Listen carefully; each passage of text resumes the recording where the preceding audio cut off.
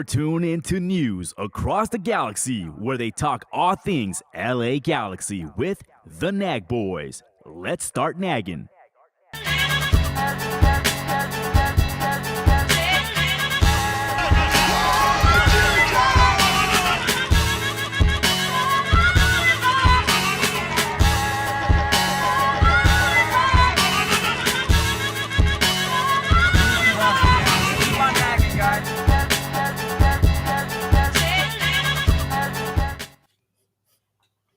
Oh, hey, what's up, Los Angeles footy fans? Welcome to News Across the Galaxy. This is a special edition of the Midweek Show. I'm your host, Edgar Zuniga, with Brian on the ones and twos today. Hey, El Trafico week is here, and we have special guest Kirk Kinsey of the Counterpress podcast, covering all things LAFC. Welcome to the show, Kirk. Yeah, thanks for having me, Edgar. I'm excited to be here, and I'm impressed with your guys' intro. That was pretty slick. Me and Josh run like this bootleg podcast. We don't have anything like that, so that was awesome. Well, that's what happens when you've been around the league for 28 years almost. Don't flex You pick too up some much. stuff All right, along the way, right? We got it. So before we got on, we were talking, and you mentioned that you lived in the Dominican Republic for a bit. How did you end up there? Well, I mean, at this point, it feels like a lifetime ago. I was a Mormon missionary there for a few years. So that was back in 2005 when I was there, and awesome place to be. Been back several times since. Still have a bunch of friends that live there and visit here. But yeah, just an awesome country and a great people. Así que puedes hablar español. Hablo dominicano, sí. Tengo I acento want to hear that. medio El raro. acento dominicano, ¿cómo está? Hola, chico. Está como muy cortado el acento dominicano. Así que te gusta el plátano frito. Me encanta. Allá dicen que me aplatanaron. Ya soy Te dominicano. aplatanaron. Y la mamá Juana nunca hace falta, ¿verdad? No. Bueno, thank you so much for joining us, like I said. So last time we spoke to the fellas from Happy Foot, Sad Foot. We had a really great time talking to them. They were unavailable this time around, but they suggested you, and we're so glad to have you on. Can you tell us how you started the podcast or how you got involved with the Counter Press? Yeah. So when LAFC came around, it was kind of I had tried following LAFC, or tried following MLS, I should say, for several years. It just never really felt connected to anything. I grew up in Glendora in the 90s, and I think I just kind of missed the MLS wave as a kid. And then I had kids of my own, and I watched a lot of European football and just kind of lamented the fact that I never had like an authentic connection to a team. So when they announced the second team coming to LA, I was like, okay, we're going to give this league one last go. We're going to come hell or high water. We're going to, like, this is going to be our team here. I live in Arizona now since being married and having kids. I moved away from California. And so I would be on Twitter talking to people, trying to meet other people that were following this new team. And me and this guy, Josh Cacho, we started tweeting back and forth a lot. And that turned to, all right, now we're talking after the game. We're meeting up sometimes. And it was like we text back and forth during these games and talk afterwards. And it was like, why don't we just turn on some mics and record these conversations? And that's really where it came from. Oh, wow. That's really good.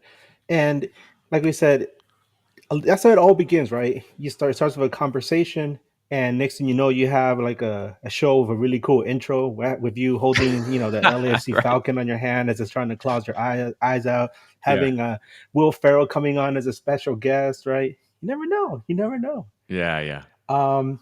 So let's dive right into LAFC real quick. Obviously, the big news around the team this summer was the addition of Olivier Giroud.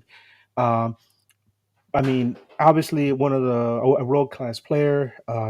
His impact on French football is already well known. But what has his impact been on LAFC? And another question maybe you could follow up on that is, have there been any issues between finding time for him with how well Kai Kamara has been doing with LAFC? Because, like we mentioned before we started, um, when Kamara came on, it was like a death piece, right? I mean, Kamara is Yeah. long in the tooth. He's been around for a long time, and he's been doing fantastic. So, how do you find space for both of them? But first of all, like I said, his impact on LAFC. Yeah, Giroud. so I don't know that they've fully figured out how to use Giroud yet, and I wish that they had had a more set. I think we see this a lot with LAFC though when they make these big summer signings, they're not always super impactful from the jump, and I guess that's to be expected with any transfer at any club. But I feel like they are so heavy on attacking in transition. LAFC is, they love to play direct through Bawanga. They have Bogusz who's really good in transition, and at this point in his career, that's not really Olivier Giroud's game, right? And that's okay. That's they got to find a way to make it work. Um, a lot of fans are starting to get worried that it's not going to work out. Josh and I were just on our show last night talking about the fact that, like you said, he is world class. He's not a variable that needs to be evaluated. Like, oh man, does this guy actually have it? Like, we all know how good he is and how good he was just a few months ago with AC Milan, right? And if he can do it there, he can do it here. Just like we saw with Zlatan when he left, right? He went to Milan and was still tearing it up for years after that. So he's not a variable, but LAFC hasn't really figured out what to do with him exactly yet and how to find him in the right spaces for him. I think they stumbled upon something interesting when they played Columbus in the League's Cup final, where they were essentially playing out of a 5-4-1, just trying to keep Columbus off the scoreboard. And in the second half, they finally started using him in hold up play. And everybody was like, oh my God, this guy's really good at receiving the ball with his back to goal and laying it off. He plays these one-touch passes into space for his teammates so they can run on. And I think that's what they need to lean into more is like, hey, he's now the target man. Find him, run off him, and then run your counterattacks, as opposed to just finding Bawanga in space and having him run onto the ball. You mentioned Mateus Bogusz as well. He's been quite a find for LAFC, Yeah. because I remember the last time we spoke to Happy Foot Sad Foot, they mentioned how, yeah, they brought him on. They knew he was good, but my goodness, he's been really good. He got the cap with Poland this week, and you said he balled out, right? Yeah, So that from what I means you're going to understand, I see didn't watch less the and less of game. him, right? Yeah, I think we are going to lose him. And that's what LAFC wants to be, though. They want to be a place where you can come as a young, upcoming player. Mateus Bogusz, right? Diego Rossi. They've got a new kid from Venezuela, David Martinez, right? They want to be a place where these big talents can come and then move on. So far, I don't think they've done a great job of moving them on at the right time. But I do think Bogusz is not long for the league with the way that he's been performing. I think his best attribute is the fact that even though he's a midfielder, he's filled in at false nine before Kamara showed up, right? And then after Kamara showed up, he just started playing on the right wing and he just plays Kike Oliveira.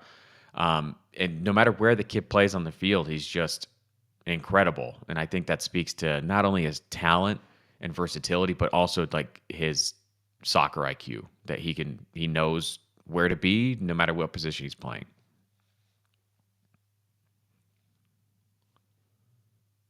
Sorry.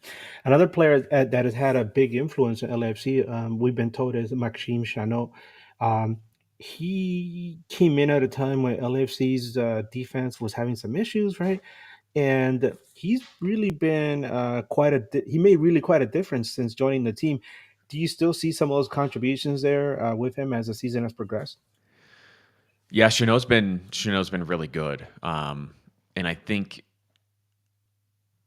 just what LAFC needed. At the beginning of the season, they were having a hard time holding onto the ball, and like I said, they love to play direct, but it was almost too direct. Everything relied on the counter, and you couldn't get the back line to settle down with the ball at their feet. And you had Aaron Long there, who we know he's not that guy, right? He's going to win a bunch of 1v1s. He's going to defend in the air really well, but with the ball at his feet, it's going to be a backwards or a sideways pass at best.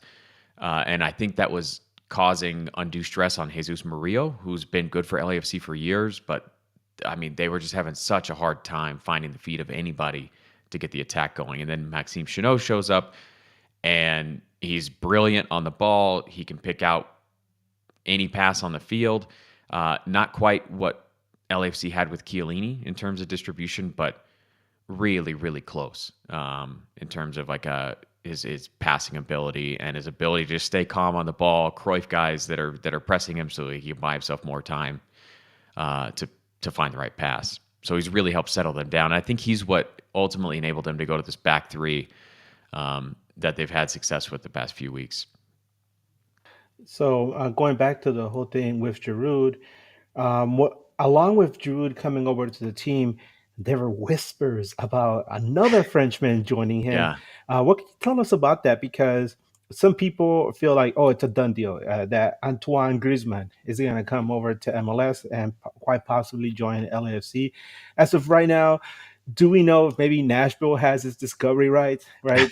These funny MLS rules, right? Is Yeah. LAFC going to have to what are the chances that he's going to join LAFC, first of all? And if, like we said, New England, I don't know, Kansas City has the discovery rights, do you think LAFC is Yeah. going to shell out the money to try to bring him over? From what I understand, and I'm not super well connected, but it is going to happen.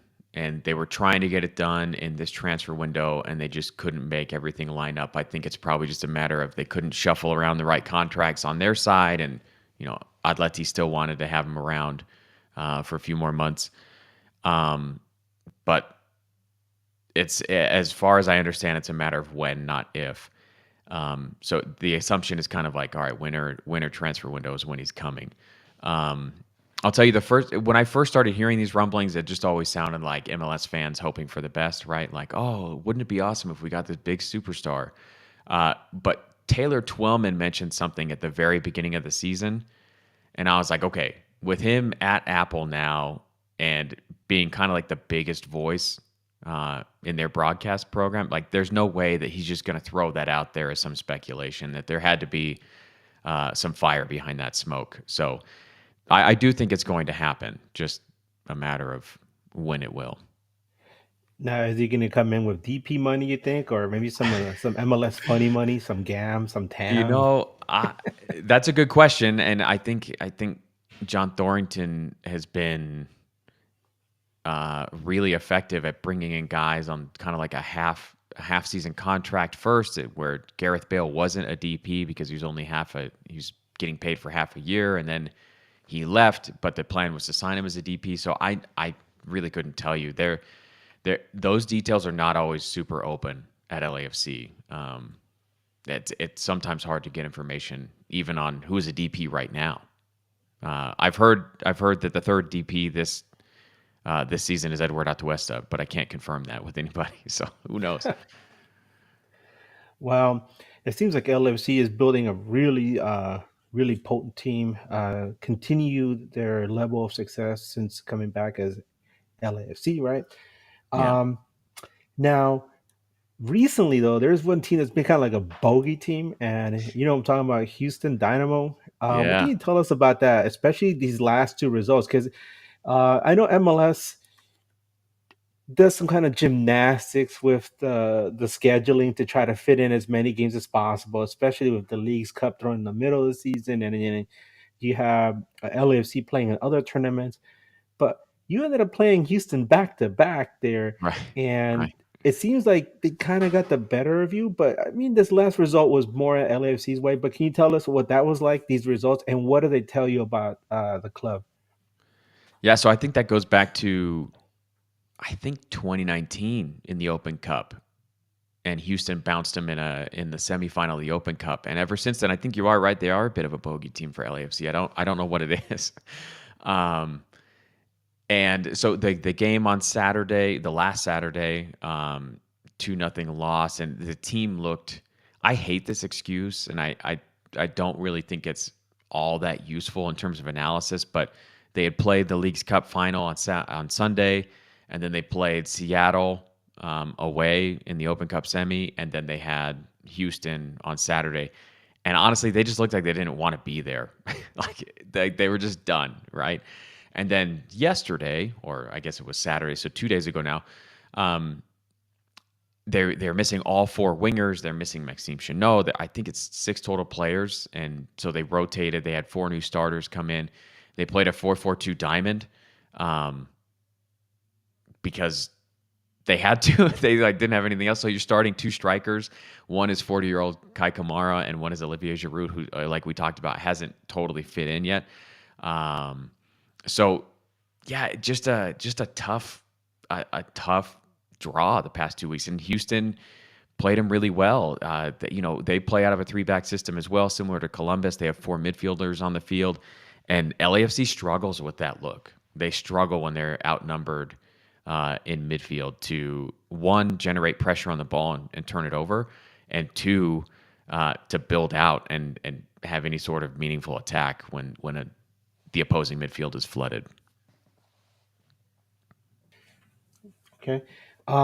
You mentioned how LAFC had played so many games in such a short period of time. And this is where I ask you a pretty tough question, because I want to know, what is the psyche around the team and the fan base after getting to 4 finals in a row and losing? Um, Yeah. is getting there good enough to feel that the last 2 seasons have been successful? I think it's really mixed. You have people who are ready to fire Steve Cherundolo because they're losing these finals. You have people who say, I see the comments, yeah. It's definitely a jab. That's okay. There are other people who say, look, they're getting to these finals, and that's the first way to win them. How do you learn to win finals? Is you play in a bunch of them, and eventually you get better at it. I think I'm probably somewhere in the middle. It's frustrating to see them play so well throughout the season, throughout group play, elimination play, and then get to a final, and it's like they don't even show up. I was at the CCL final in Los Angeles last year, and it was kind of like just embarrassing, like how bad Leon outplayed them, right? So I think it's a mixed bag with LAFC fans. For me, getting to the finals and playing consistently good football for several years is important, and that's one of the reasons I like the team, is because you can tune in and chances are you're going to see good football. But man, would love to win some more finals. And I mean, I think one of the best critiques of those final appearances is even the one that they won against Philadelphia was a last minute, Gareth Bale bailed him out at the last second, right? And then they won in the penalty shootout, and it was an epic final to tie 3-3 like that, and then go to pens and win like that. But man, they haven't had it in those the biggest of matches, is what I should say. I feel like there's a dad joke somewhere in there with Gareth Bale bailing them out at the last minute. Yeah, probably. I don't know why. It's the first time I ever thought of that. I Yeah. was like, he literally bailed them out. Yeah. Right. I'm sure we'll see it all over social media from Galaxy fans this week now. By the way, I just want to point out, because I saw this and it was very interesting to me. Some LAFC fans took to social media to blame Steve Cherundolo for those losses in those finals. Do you think this is just people blowing off steam, or do you think they have maybe a point? That's a good question. I think most of what we see on social media is people blowing off steam, right? It's just them venting their frustrations to the world. But I do think that at some point you have to reevaluate what you're doing and how teams play you in these finals, which a lot of the time is, all right, well, we're just not going to allow you space to counterattack us, and you're not going to be able to score. And we saw that at the beginning of this year as well, when LAFC just looked to be absolutely abysmal the first couple months of the season. And teams were just giving them the ball, and LAFC would try and give it back and be like, no, we want you guys to attack us so then we can hoof it to Bawanga over everybody's heads, right?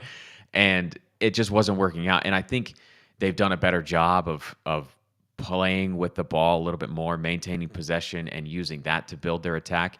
But as we saw against Columbus, it's not quite there yet in terms of being able to play that way in the biggest moments. Okay. So let's dive into this game that's coming up this week. It's another edition of El Trafico. First of all, let's look at the disciplinary report. As far as Galaxy is concerned, we all know now that Joseph Paintsil is suspended versus LAFC. He picked up a yellow, which a lot of people were really upset about. They let him hear it. He is out. Actually, he's currently out playing for Ghana in African Cup of Nations qualifying. Ghana actually traveled to Niger today, where they picked up a 1-1 draw. I'm looking at the results right now, trying to see if maybe Paintsil got any playing time. Let me check real quick because I know a lot of people were curious about that. Nope, it doesn't look like Paintsil played today, which is kind of interesting, considering how important he has been for LA Galaxy and the impact that he had, especially at the beginning of the season, where a lot of people were considering him one of the possible favorites for MLS MVP. As far as Galaxy is concerned, like I said, Edwin Cerrillo is one yellow card away from a suspension, so he picks up any yellows against LAFC. He'll be out for the next match. As far as injury report is concerned, we haven't had a training session this week yet. So from the last we heard was Julian Aude was still dealing with a groin injury. He might be back versus LAFC because we had heard he was very close to coming back. And Miro Garces should be back against LAFC, so we might see more of him. He was really fantastic in League's Cup play. Unfortunately, picked up a knock, and we haven't seen him since. But he might be back this week. What can you tell us about LAFC, Kirk? So they're getting a lot of players back this week with all four of their wingers, right, are coming back from international break. Maxime Chanot will be back as well.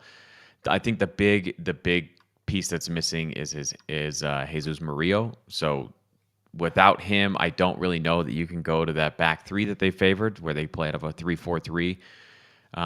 They've done that. I don't know. Since like mid-July, they've been playing out of that setup. But with only three healthy center backs, I don't know that you can risk it in such a big game and run them out there like that.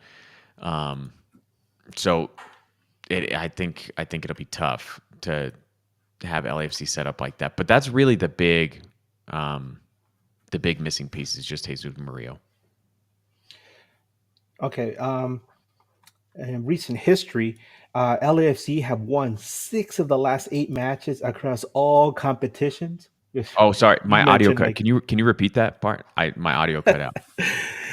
Yes, it's true. It's true. LAFC have won 6 of the last 8 across all competitions, including the last 3 matches in a row. And in case you're wondering, one of those 2 Galaxy wins was that 2-0 victory at BMO over the LAFC reserves last year in the Open Cup, which a lot of people felt like that doesn't really count, right? It wasn't like the full squad for LAFC. Yeah. That was the Puig. That was Ricky Pooch taking off his jersey, right? And like, yeah, that one. Yeah. Okay. Yeah, he really hammed it up, huh? Hey, you got to take your shots when you get them. Score the goal, celebrate. Like, you've been working all your life to score these goals. Live it up.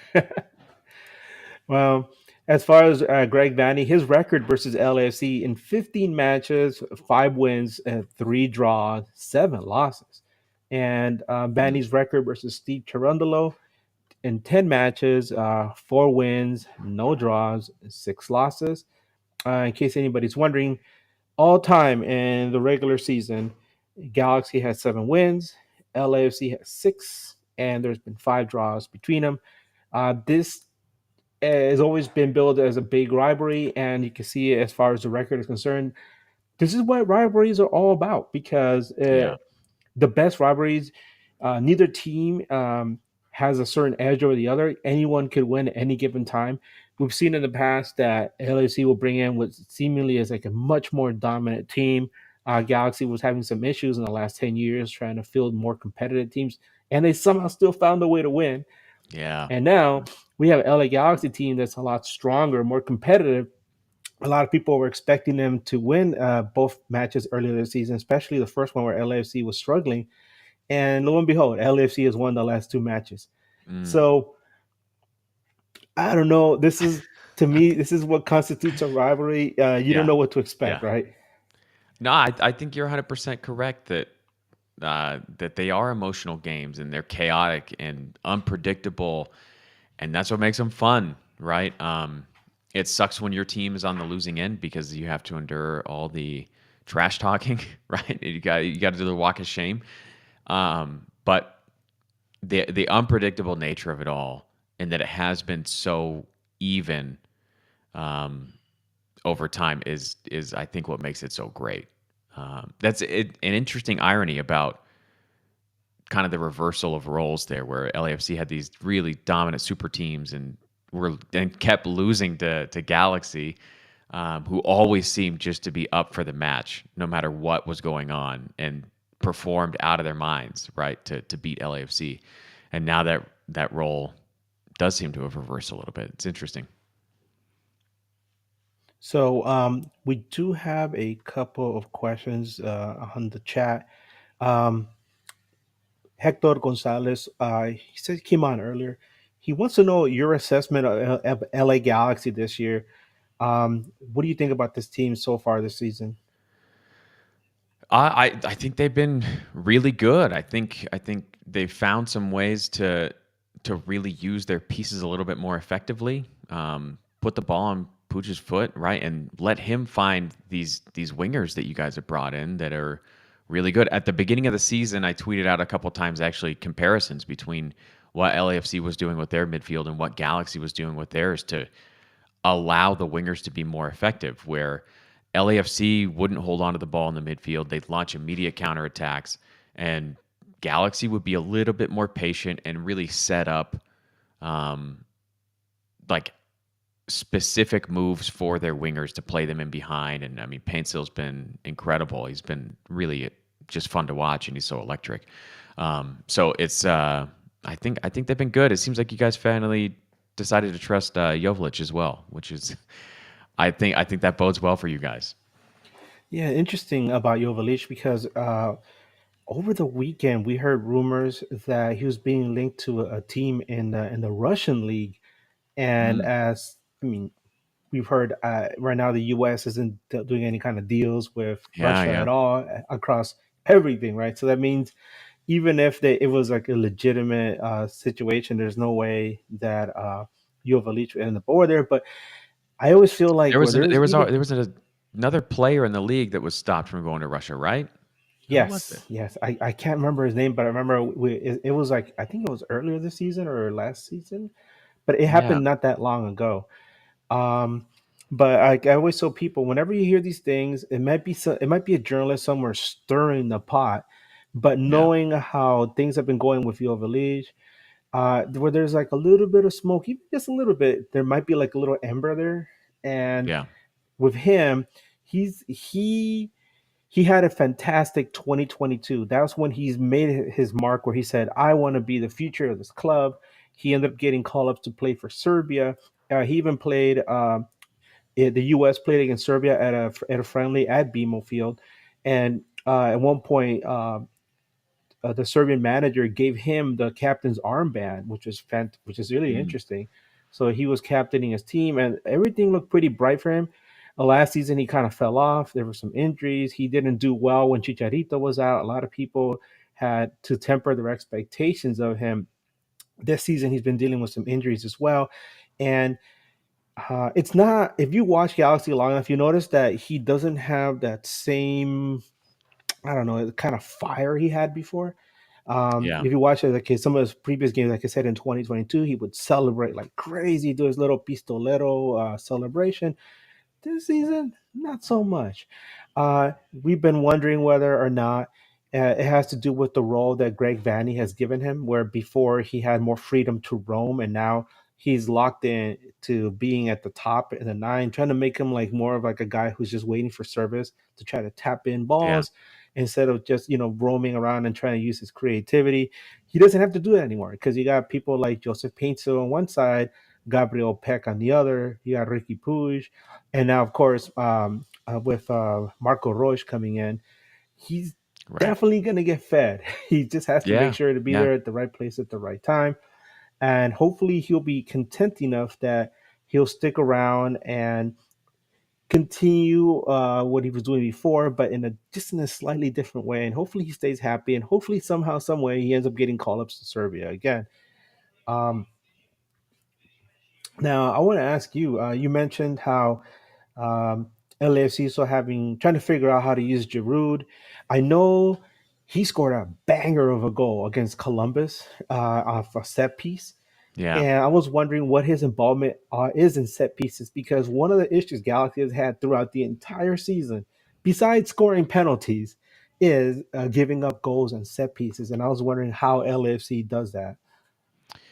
I mean, they seem to set him up on the back post a lot, which is a great spot to put a big, tall, dominant striker. Um, I think with Bogusz back in the lineup and some quality set piece delivery, it'll be something that you can look for, especially because they thrive off of, again, driving forward so quickly, and they're fine with taking a chance on a set piece and throwing bodies up in the box when you have a corner kick like that. And they have really good pieces for it. I mean, just a few years ago, you had Ryan Hollingshead with, I think he was close to 10 goals, and a lot of them came off of off of corners and set pieces. You have Aaron Long there. You have Jesus Murillo, who's been good in the air. Typically, they don't play together, but Kai Kamara is obviously very dominant in the air as well. Which, I mean, seeing that man jump at 40 years old puts me to shame. Like, he is Incredible. still such He an dunked athlete. all over Jalen Neal, Uh, which, yeah, God, he is. It's incredible to watch how active he is on the field and just how athletic he still is. So I think set pieces are a definite point of strength for LAFC. If you can convince Danny Bouanga not to shoot the ball every time they get a free kick in the final third, I would actually love to see them set up a few more clever plays on some of their direct kicks. So, turning things around, I want to ask you, what does LA Galaxy have to do to break down and defeat LAFC this weekend? I think the blueprint's out there. I don't know how often you guys play out of a 3-back set this year, but teams that do and have a 4-man midfield typically fare pretty well against LAFC. I think the exception there being Seattle, where Seattle, they come out in a 4-2-3-1 and then they possess out of a 3-man back line with a 4-man midfield, and it doesn't work as well. But Columbus and Houston have made good use of having dominant midfielders, right? Houston's got Ache, right? And then Columbus has Darlington Nagbe. And we saw this in the final. Within the first 15 minutes, Wilfred Nancy had moved Darlington Nagbe around the field to find a little bit more space. And I think if Galaxy is Puig injured, was he suspended? No, he's fine. He's good to go for this game? Okay. Yeah.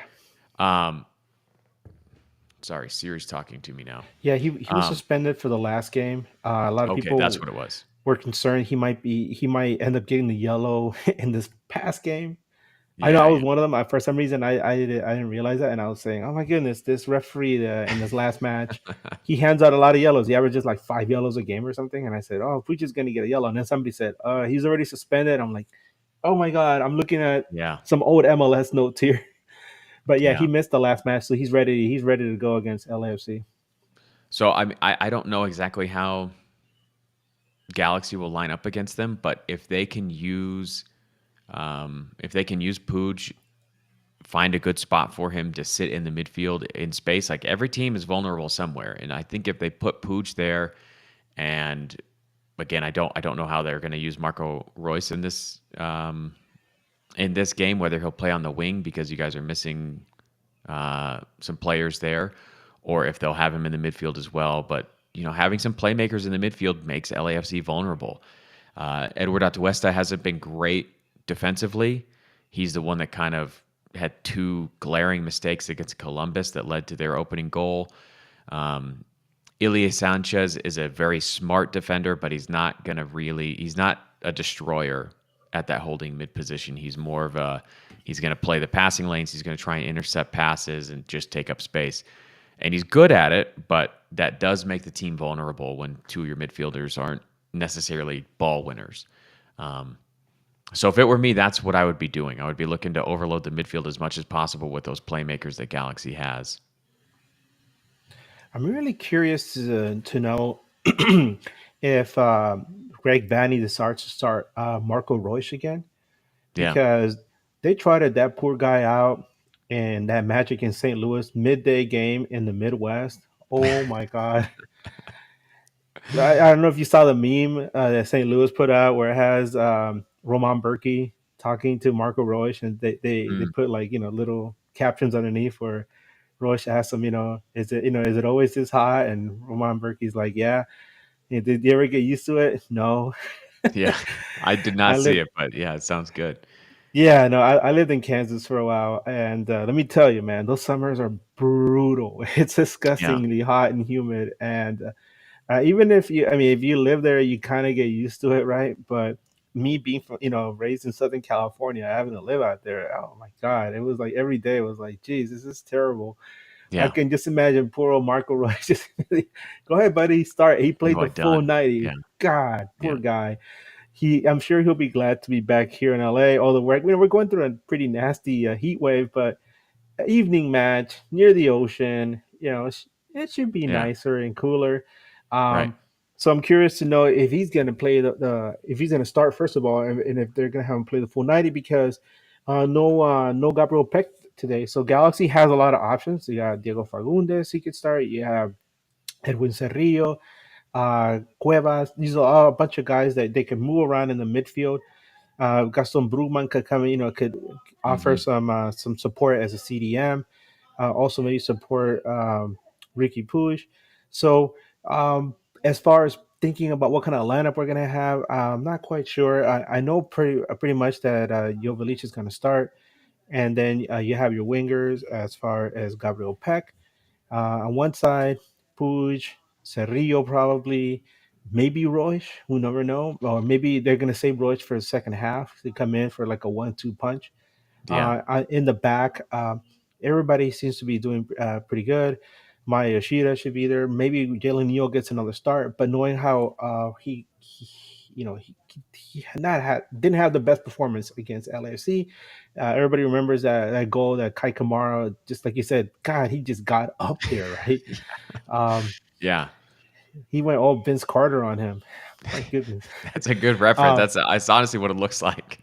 yeah, Yeah. yeah, and from our perspective, it's like, oh my God, you're younger than this guy. Yeah. It's not like you're immobile. You're a big dude, and you can also, you got some legs on you. But um, and then one of the big question marks though is at the back, because Jonathan McCarthy has been pretty consistent for most of the season, but he does have some issues with just distribution.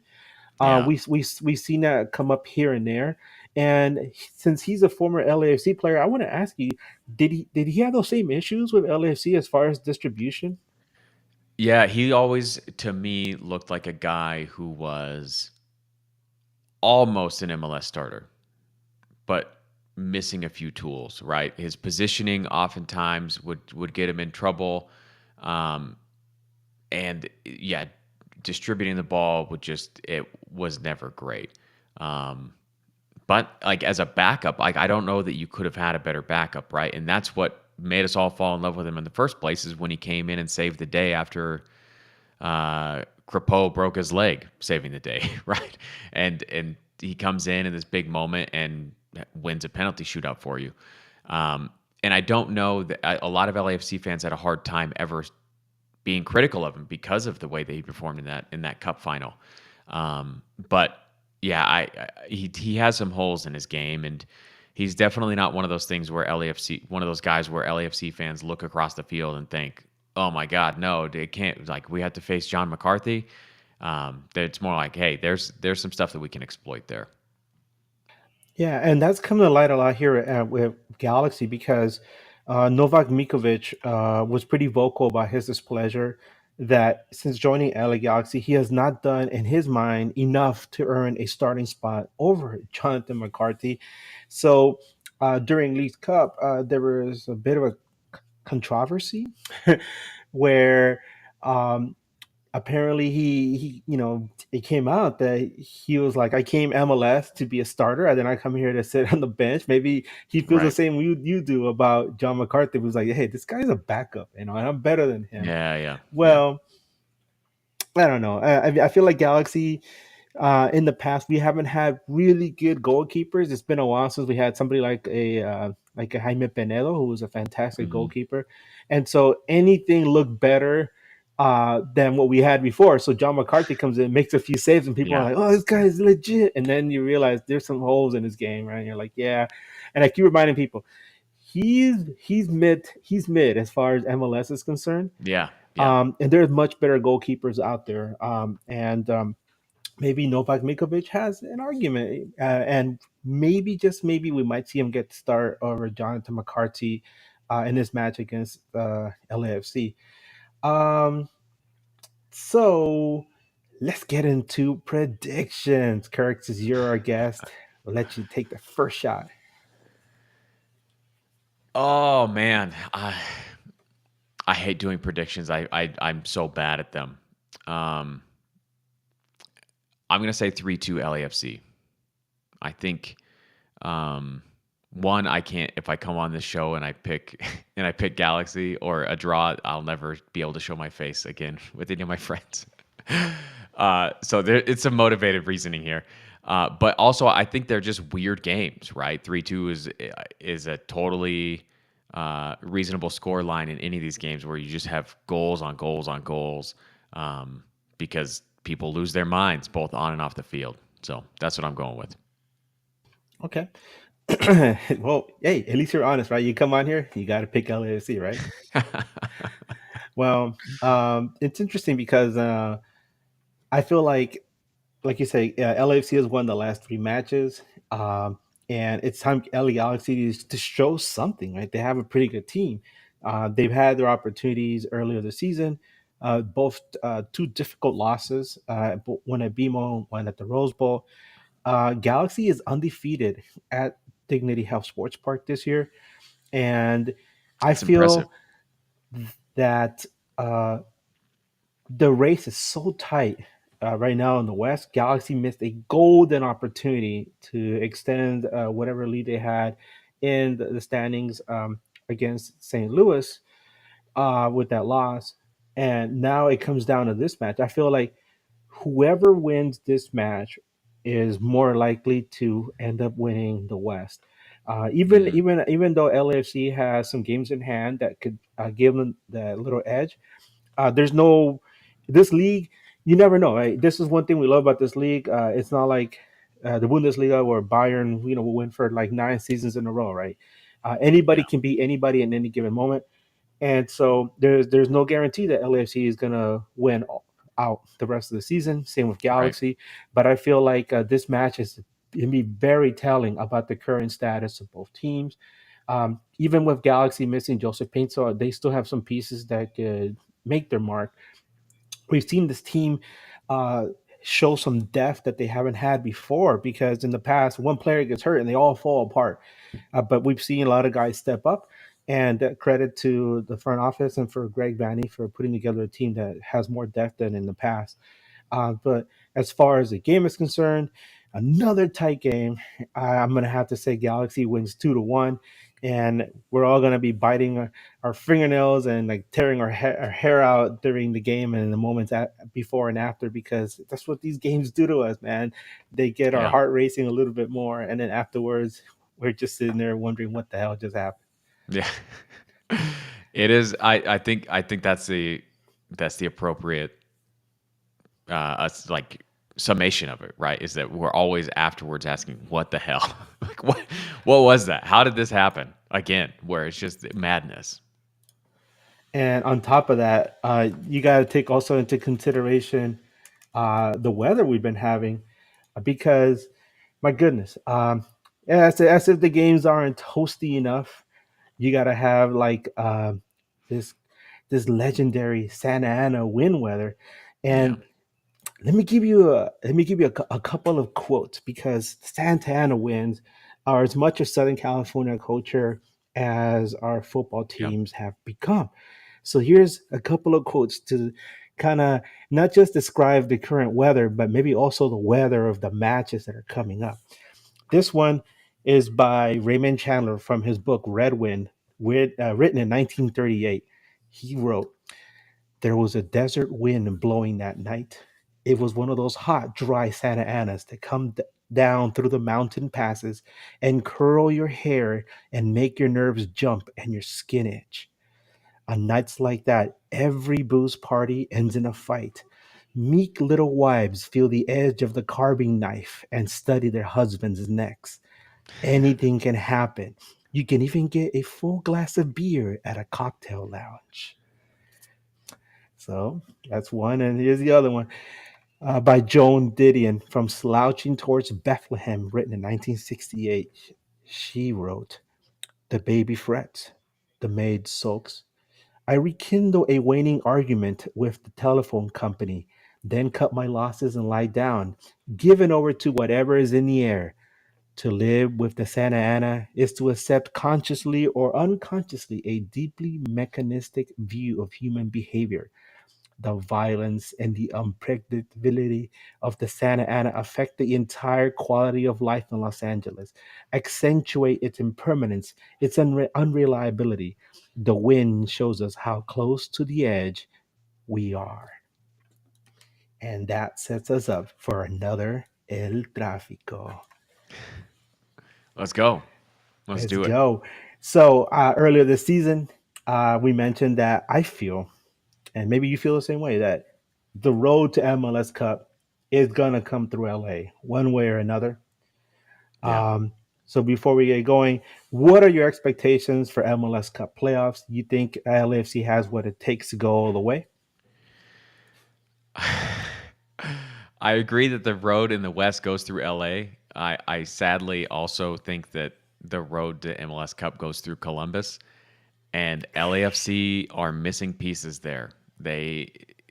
Columbus is just better than LAFC, and I think than Galaxy too. So I think both teams, if they expect to lift the cup at the end of the year, they have to figure out a way to get past Wilfred Nancy and what Columbus are doing. Well, Kirk, thank you so much for coming on to the show. We really enjoyed having you on here. Can you please let people know about where they can find you on socials? Yeah, so you can follow our show at counterpress underscore. You can follow me at Kirk Kinsey on Twitter. You can find more about the soccer club that I run at flagstaffrevolution.org. But yeah, that's it. Well, thank you so much. Once again, this is Edgar from News Across the Galaxy. Thank you so much for Bryant being on the ones and twos producing this show. You guys have seen the midweek show preview of El Tráfico. I will be giving out the referee statistics as soon as they come up, because that will add a little bit more of a wrinkle to this upcoming match. As we have seen, there's some interesting officiating out there. All you have to do is listen to what Caleb Porter had to say about what he thought about the officiating in his He match, was his heated. his, his Cubs match against St. Louis. My goodness, it is MLS. It's MLS drama at its finest. You guys have to listen to this. But everybody, thank you so much for joining us. We look forward to catching up with you on Sunday to discuss this match. And well, more than anything, I hope for a very entertaining match. Usually these Trafico matches are. Taylor Twillman gets extra excited for these matches. We've seen him, and I wouldn't be surprised if he's the one on the call. Hey, Kirk, thanks again. And we look forward to having you again in the future. Hey, as always, here from LA Galaxy, keep on nagging. And you know what? Wu Tang for life, baby. It's for the kids. For the kids, baby.